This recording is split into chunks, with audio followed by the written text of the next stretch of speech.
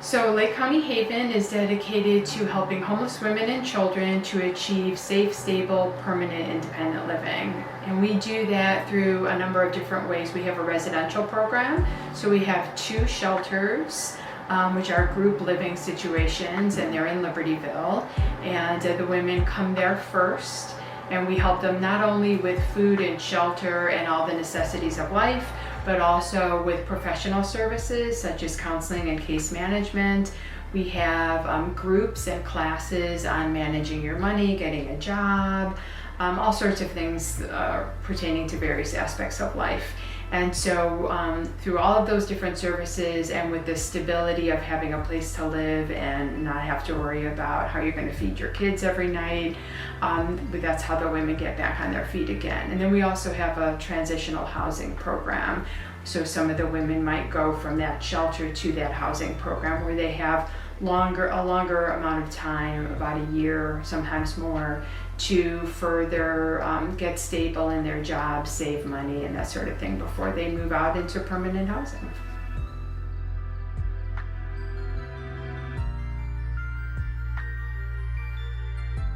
Well, our focus right now is we're planning, we just have one fundraising event a year, and we're planning that for August. It's going to be at the Botanic Garden. It's a brunch on August 1st. This is the first time our annual event is at the Botanic Garden, so it's kind of a fun new thing for us. And that is a really important source of revenue for us to run our program. So we're focused on that. We have had an increase in expenses this year because even though the pandemic happened, we opened a new shelter. So that was a big growth spurt for us. So what we're trying to do is just raise the money to keep that shelter open on a daily basis.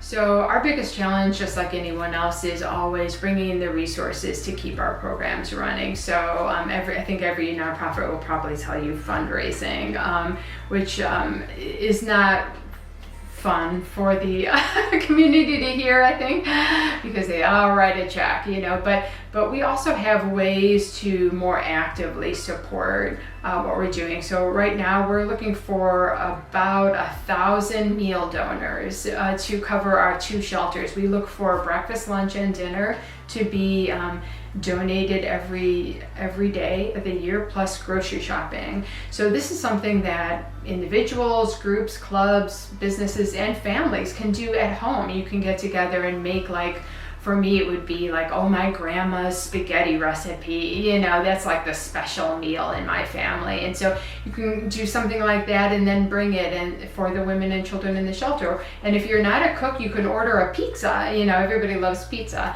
So it's a nice way to get involved in a very kind of tangible way where you feel like I'm directly feeding these people who need it. And it's really easy to sign up for. We announce it all the time on our Facebook page. So you just sign your name up on the date you want, and it will tell you where to bring the meal. And it's a nice, easy way to help, but I think also makes you feel very connected. I think we offer something really unusual to our clients. So, our clients are homeless, and they would be happy with any sort of respite from the streets or living in their car. But we don't just do that. We really go a level or 2 beyond that. Instead, we offer a really cozy, homey environment that's very safe and quiet and clean. And that really exceeds all their expectations. And it's a really wonderful thing to be able to give that to somebody who's in such a desperate situation, because they're so grateful for it. So I think that's something we offer that's unusual.